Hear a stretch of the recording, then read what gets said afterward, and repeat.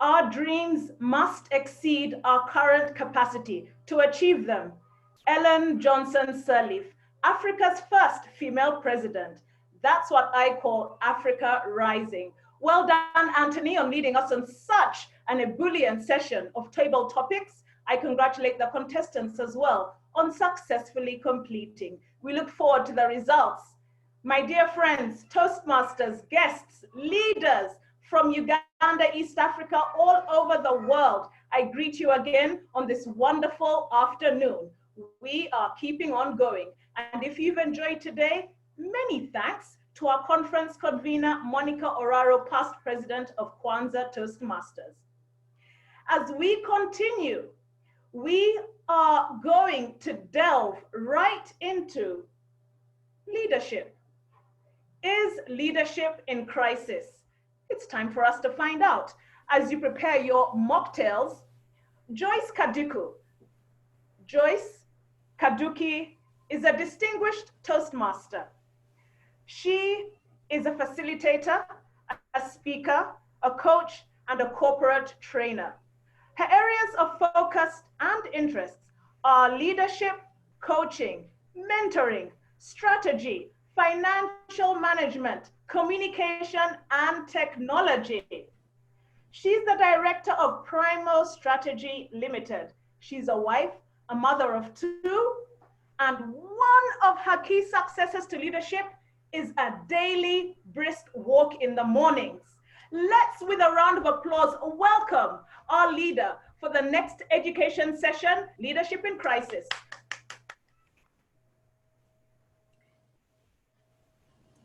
MC Beverly, thank you very much for that welcome and introduction. Toastmasters East Africa, welcome and good afternoon.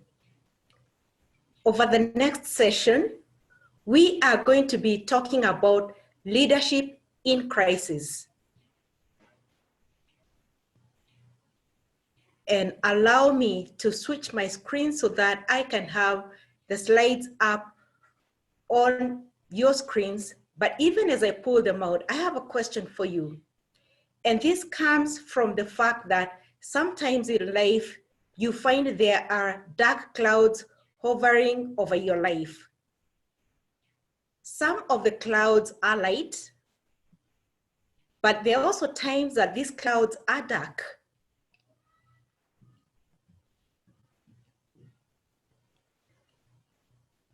There are different types of clouds. It can be a situation where at Toastmasters, you have taken on a project and you did not meet the objectives of that project, and so your evaluator recommends that you retake that project. It can also be in terms of a relationship, perhaps with a spouse or a child that has gone horribly wrong. And the potential for a fallout is real. Sometimes the cloud may be of a professional nature. You have a fallout with your business partner, you have lost a contract, or something in your career does not go well. And again, the fallout from this, especially the financial, is real. Now, if you are to ask me if I have experienced any of this, I would have my hand up for all three. And I'm wondering how many in the room, by a show of hands, have experienced either one or all three of these clouds? Your hands up. That is why, even as we get into this session, it is with the understanding that when we are going through crisis, this can be likened to the clouds that we are going through in our lives. But before we look at the content for the session, I want to start with an icebreaker. And this icebreaker, the question I have for you is, since lockdown began, what are some things that you have realized you don't really need or miss? And I will request the poll master to put up the poll for us so that we can choose from the choices that we have. Since lockdown began, there's some things that you don't miss.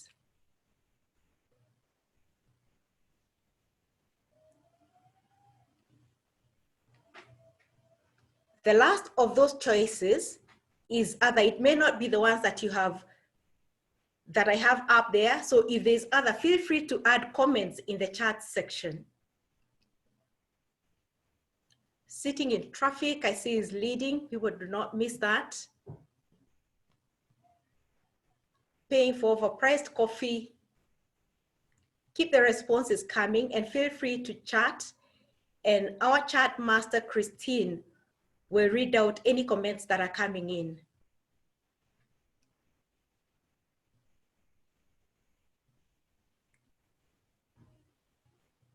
Sitting in traffic is still leading, followed closely by paying for overpriced coffee and eating out. Looks like people are enjoying homemade meals, which are definitely cheaper and are taken, hopefully for many of us, together with family.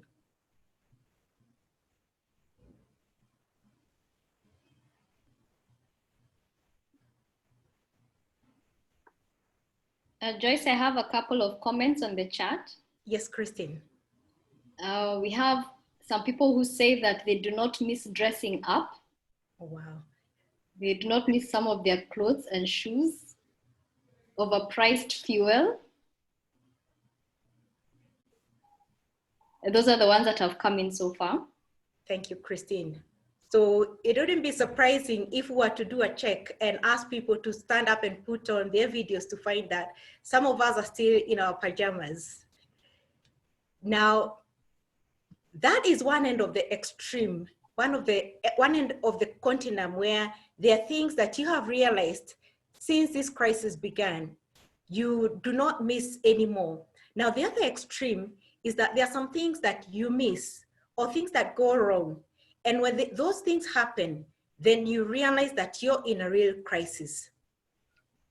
And that is what we'll be addressing today in terms of how is it you can effectively lead yourself and others who are going to be impacted by whatever it is that you're going through so that you come out successful on the other side and that this crisis does not break you. Sometimes being in a crisis can feel like being in a race. And we'll look at an example of a race, but the things that we're going to cover divided into 3 parts. I'll set an introduction so that we have the context for what we are going to cover. I will then share a framework for leading in and through crisis. And I'm putting in and through crisis because what you want to do is while you're in the crisis situation, you lead yourself and others effectively, but also lead through so that on the other side of that crisis, then you come out successful. And then we'll have a call to action because for any learning session, the purpose of that session is not just to acquire head knowledge or to be reminded of things that you might already know, but the magic happens when you take action. And that is why we'll have a call to action. Leading in a crisis can look a lot like taking the corners in the clip that I will show you shortly. And as I pull out the clip, because I need to switch my screens, I also invite us, I have mentioned that the purpose of this session is to come out with action points.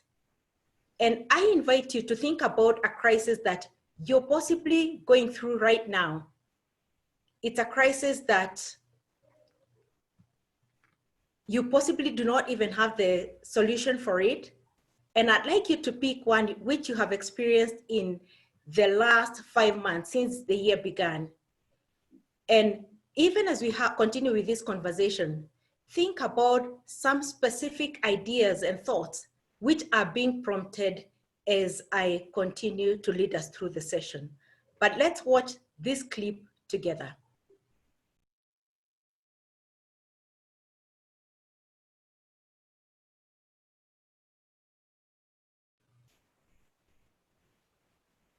sometimes some of the crises that we go through can feel a lot like going through the corners in that race. And what I invite you to do, this session is going to be interactive, and I'll be calling on you time to time to share some thoughts that are popping up in your head. And what I'd like to find out from you is, what are some things that you pick out from that clip, even as you think about how you sometimes have negotiated the crises in your lives that resonate with you? And I'll invite our chat master, Christine, to help me pick out what is coming across as I switch back the screens.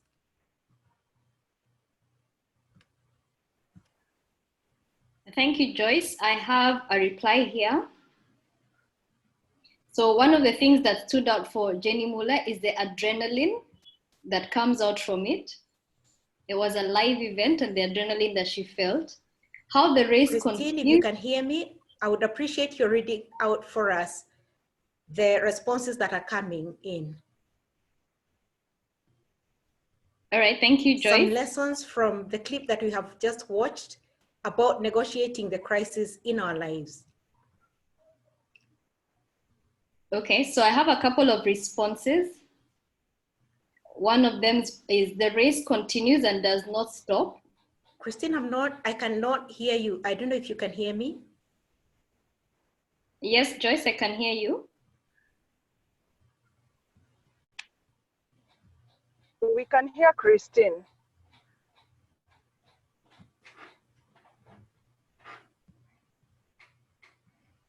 Joyce, Christine, we can hear both of you. Joyce, are you able to hear me? Oh, now I can hear you. I'm sorry, I'm not sure what was up with my volume. I can hear you now. Okay, Please so I'll continue. go ahead to read the comments. So yes, Emily Wanjeru is that they commented that the race continues and does not stop. Ken Ogutu talks about the benefit of competition. Very true. Daniel was focused on the cyclists and the entire team. Okay. Having to think on your feet. Another one says the race is also unstoppable. The determination from each cyclist to win. Davis Birungi talks about bumps that don't matter. That you have to be on a high alert during the race. That's from Nelly. That's true. Cynthia talks about not giving up. So at the corners is where the race is won. Edna Guantai talks about how one bend does not prepare you for the next and never giving up. I'll hand over back to you. Is that okay, or should I continue? Yes, that's fine. Thank you very much, Christine. And it's true, all those observations are true, that the race of life continues, whether or not you're in a crisis, others may be not. And if you noticed in that clip, one of those riders crashed just when they were getting close to the end. Incidentally, that's the MotoGP Malaysian 2019. And so what you want to do is make sure that you observe a number of things so that you're able to stay in the race, and to not only stay in the race, but to come out successfully on the other end. And that is why I would like to share a framework for leading in and through crisis. I have an acronym for this framework, which I call the RSO. And R is for reality. You define reality and get in touch with the reality. S is for self-leadership, that you really need to be able to lead yourself effectively before you can even think about leading others. And then the O is for leading others. As you lead yourself effectively, then you're able to lead others.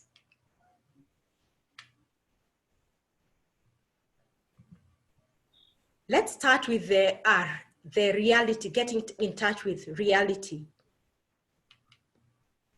I want you to imagine, it's a scenario I'm painting here, and we'll have a poll shortly, but allow me to paint this scenario.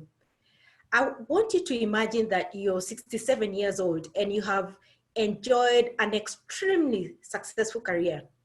You have also invested in a state-of-the-art office complex and expensive equipment and assets. And all of these are key to all your important work. When you come to your office one day, you realize that the office complex is on fire. And despite the best efforts of the firefighters, Sam, Yon, and others who have come in to beef up the rescue effort, it is obvious very quickly that not much, if anything, will be salvaged from the fire. My question to you is, what would you do? And I'll invite the poll master to put up the second poll for us. What action would you take? That is the scenario.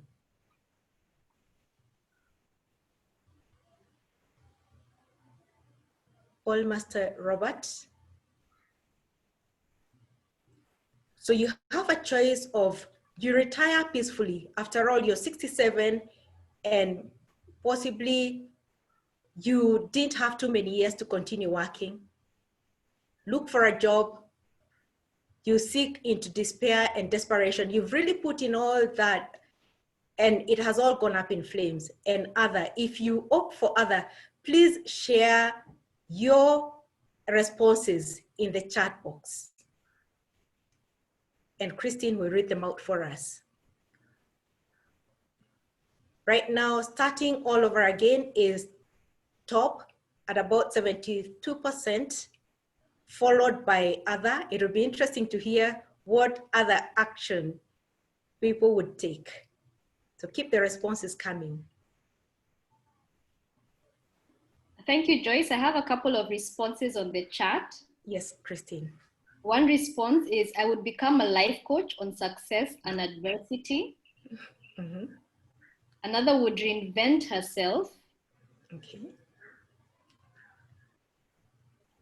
Sharma would mentor young entrepreneurs. Okay. There's quite a number of people who would call up their insurance companies.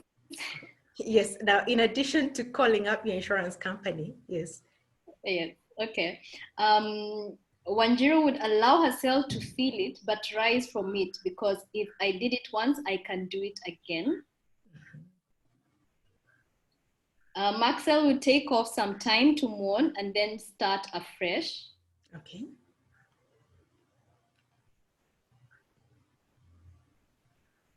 James would plan for reinvention. Immaculate would start all over again. She says that at 67, I still have 20 years of life. Mm-hmm. It's true. Buy shares in the competition. That's Michael who buys. Okay. So those are the ones that have come in for now. Thank you, Christine. Now, this scenario that I painted is not hypothetical. There's a gentleman who went through this, and this is none other than Thomas Edison. In December of 1914, a plant where he had invested all his life's work and where a lot of his equipment was stored went up in flames. And he was just a bit over 67 years old. And in a 1961 article of the Reader's Digest, his son, Charles, reported that when the fire went up and it was clear that things were not going well, Thomas Edison went and told the 24-year-old Charles, go get your mother and all her friends. They'll never see a fire like this again. When Charles hesitated to call his mother, Thomas remarked that we've just got rid of a lot of rubbish. And then later, Thomas Edison was quoted in the New York Times as saying that I'm over 67 years old, I'll start all over again tomorrow. And that's exactly what he did. Now, when I came across this story, I thought this really is the story of a man who was able to not just get in touch with the reality that was facing him, but also found humor. And this is a rare trait. But it is so important when you're in a crisis situation to get in touch with the reality that you're facing. I'll skip this slide because we have already talked about the takeaways from there. Let's go on to the next stage in this framework, and this is about self-leadership. And in this, I took the story of a gentleman that a number of you would be familiar with, especially the Kenyans, because his story has been highlighted in the media. That's Peter Oko.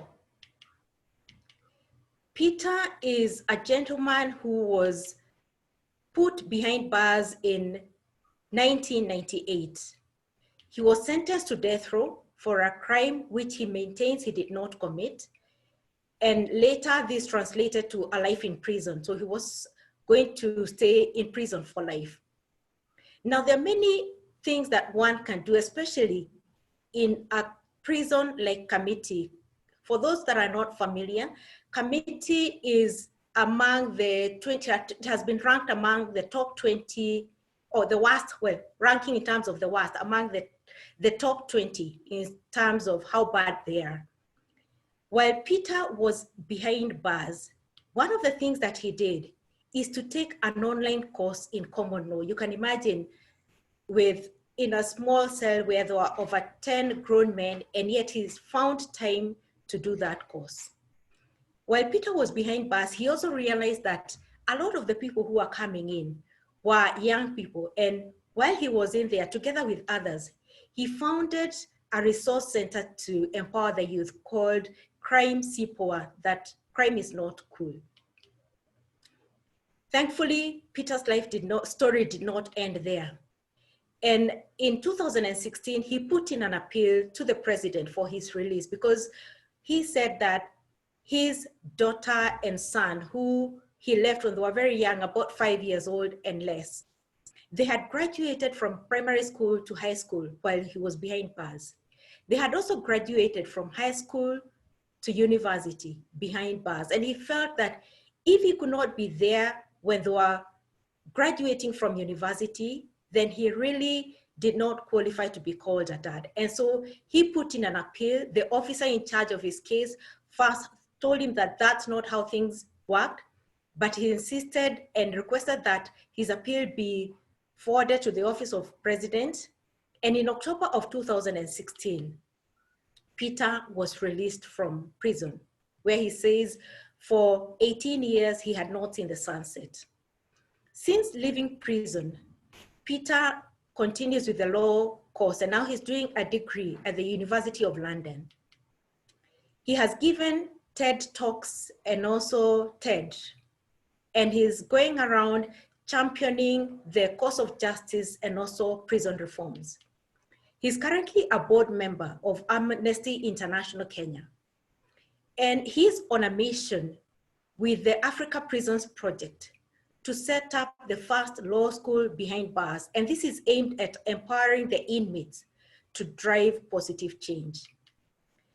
I spoke to Peter a week and a half ago when I told him I was going to share his story in this forum. And I asked Peter, what kept you going for all that time you were behind bars? And he said 3 things. The first one is faith. His faith in God really gave him the courage to face every new day, and every situation that he faced, he knew that his life was in God's hands. The second thing was hope. And he told me I kept hope alive. Every day I would wake up believing that that would be the day that I would go home. And if it did not happen, then I would say, well, not today, but possibly tomorrow. And the third one was love. When Peter was put in, he says that he forgave the people who were behind that. He thought he was wrongly accused, but he forgave immediately. And he said that when you love, when you forgive, it gives you the energy to go on. And he also made a statement which really struck me. Don't play victim. Create your own environment and move on. And Peter's story is the story of a man who really did not play victim. He was in a deep, deep crisis for 18 years, and yet he kept going. I invite you to share a bit when you think about what I have just shared about Peter Ouko. What are some things that you learn about how you can lead yourself in and through a personal crisis? It may not be as tough as Peter went through, but you may be behind bars of financial difficulty, or it's a situation where some relationships have gone wrong. What are some things that you can learn from Peter's story and which you can apply in that situation? Chat Master Christine, we can take 2 or 3 comments and then move on. Thank you. One of the comments is to focus on being positive. Nothing lasts forever. Be hopeful. See the light at the end of the tunnel and maintain your hope. Believe in the truth. Never give up. Keep hope alive and reinvent your life and go on. Thank you, Christine. Thank you, Chat Master Christine. And this is so important because, like we said earlier, you want to be able to go through that crisis and come out having gone through successfully. There are different areas of your life where you lead yourself. And depending on how well you lead yourself before the crisis, when you're in that deep hole, when things are not going well, that is what will come out. When you squeeze a tube of toothpaste, what comes out is the toothpaste inside. When you squeeze an avocado, what comes out is avocado. And so you want to invest yourself, grow yourself in all different areas of your life so that when you're in a crisis, then you'll be able to go through successfully. Let's now turn our attention to leading others. And interestingly, Carol Derry, when she gave her speech earlier, talked about the lady whose story I will be sharing about, and even MC Beverly. But just before there, another exercise for you. I have 4 pictures on the next slide, and I want to put them up and ask, when you consider how well you lead others in and through crisis, which picture resonates with how you would rate yourself? These are the pictures. The first one is a fish which has been thrown out of water. The second one, a plant which has been uprooted. The third one is a plane which is ready to take off, but it's extremely foggy and it's not even clear that that plane will take off successfully. And the fourth one is a plane which is cruising, it has taken off and the skies are clear, things are going well. And I request Paul Master to put up the third poll for us. Choose the one that describes how well you lead others through a crisis. And if you have comments about why you have chosen the picture that you have chosen, please put comments in the chat section. The third poll, please.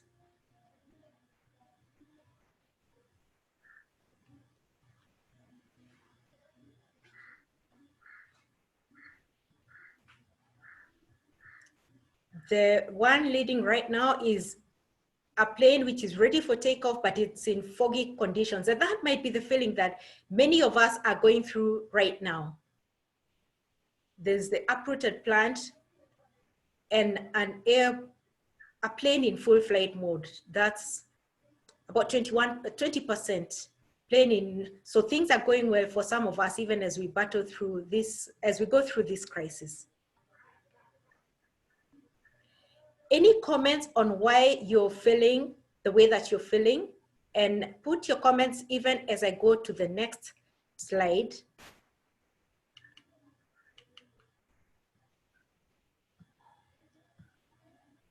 And this is the story of a lady that Carol mentioned earlier and our MC Beverly mentioned, Ellen Sirleaf Johnson, or Madam President, the Iron Lady, as she's popularly known.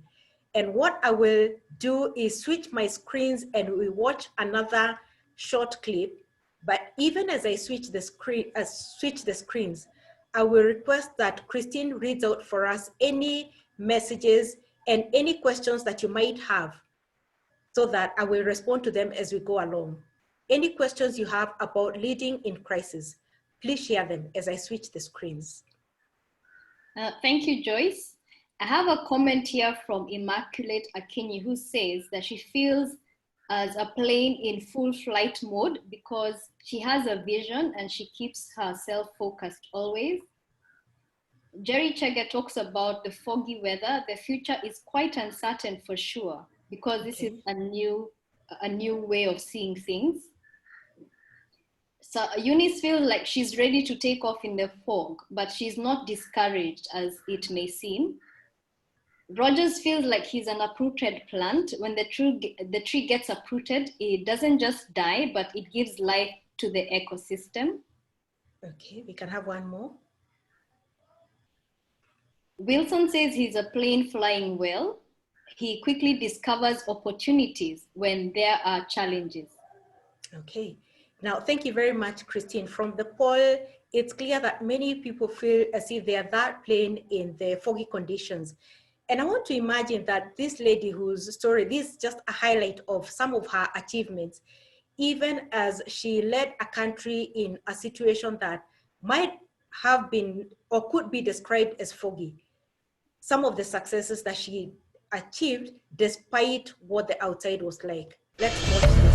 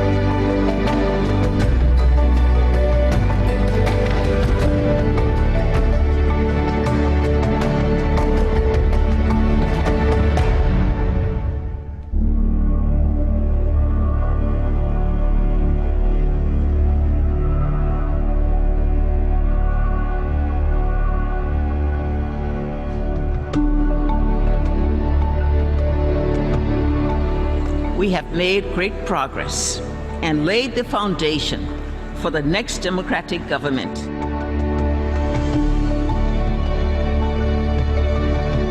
So that's a summary of the life of Madam President.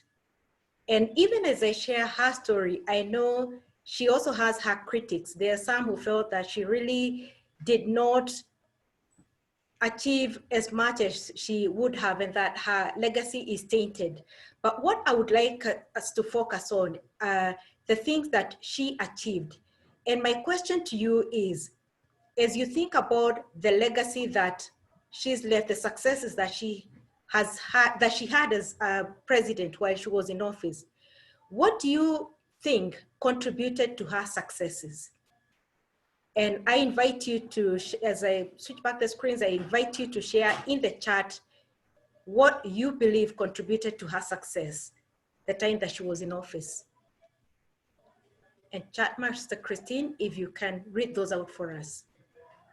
Yes, Daniel Otieno speaks about self-sacrifice. Eunice has spoken about focus and diligence. Kimani, her resolve and capacity. Again, there is another one for focusing and avoiding negative energy. Teamwork and belief in others from Cynthia. Okay. Selfless drive for change and transformation. Determination. She was a selfless leader.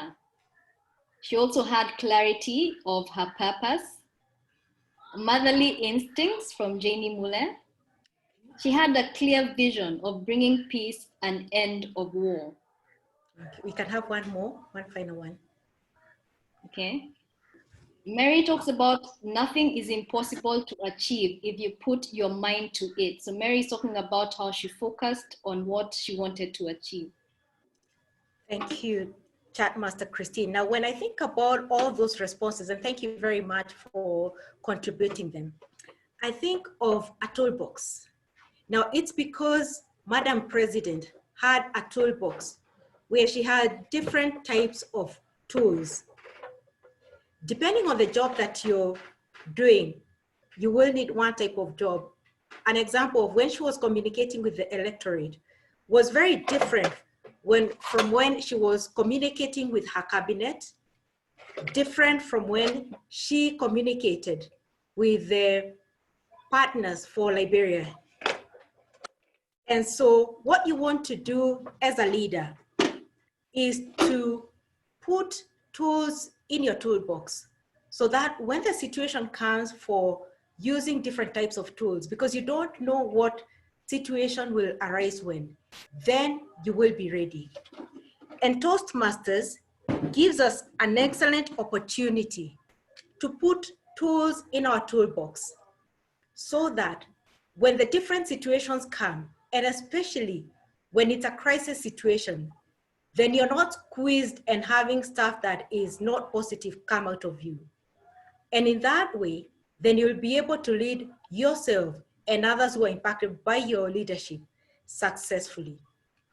I want to leave us with a quote by former Prime Minister of Britain, Winston Churchill. And he said, "Never let a good crisis go to waste."